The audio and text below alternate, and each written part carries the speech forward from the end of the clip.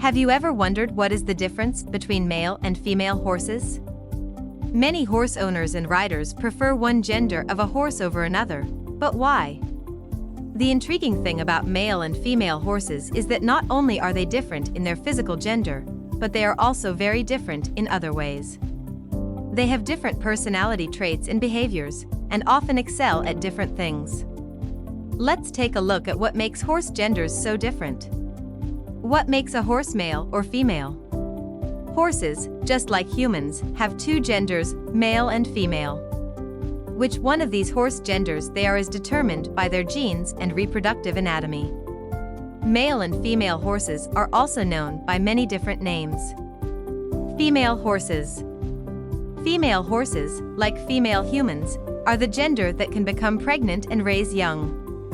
They have reproductive organs which allow them to carry a foal inside their abdomen, give birth, and rear the foal using milk produced in the teats. Unlike other animals such as cats and dogs, mares are not routinely neutered unless it is necessary for medical reasons. This is because neutering a female horse is a highly invasive and difficult procedure.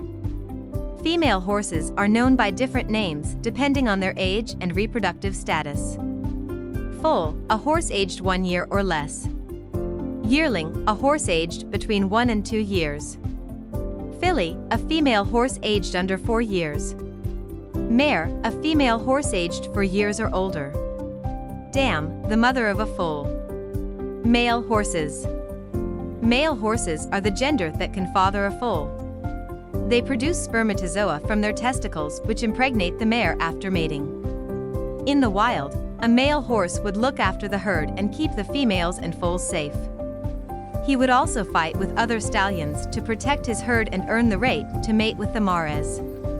In the modern-day horse world, most male horses are neutered. This is a surgical process to remove the testes, so the male horse no longer wants to mate with mares. This makes a male horse calmer and much easier to handle.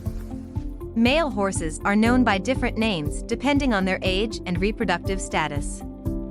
Foal, a horse aged 1 year or less. Yearling, a horse aged between 1 and 2 years. Colt, a male horse aged under 4 years. Stallion, an unneutered male horse aged 4 years or older. Gelding, a neutered male horse.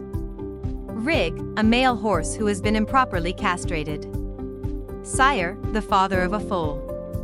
What is the difference between male and female horses? As well as being quite different in terms of their reproductive organs, the gender of horse can also affect their personality and behavior. As most of us will only meet and ride male horses which have been castrated, we will compare those to female horses. We will then have a look at what makes stallions so different from geldings. In general, the different horse genders have specific character traits and behaviors.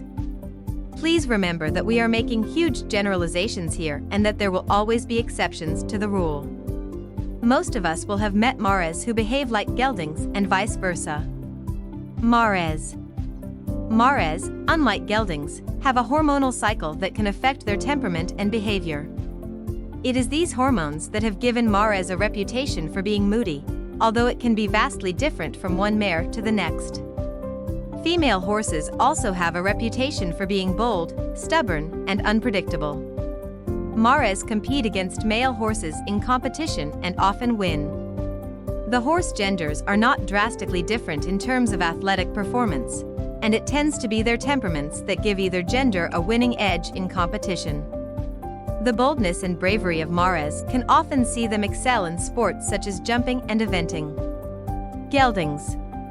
Geldings tend to be quite placid and calm in nature, and it is easier to predict their reactions.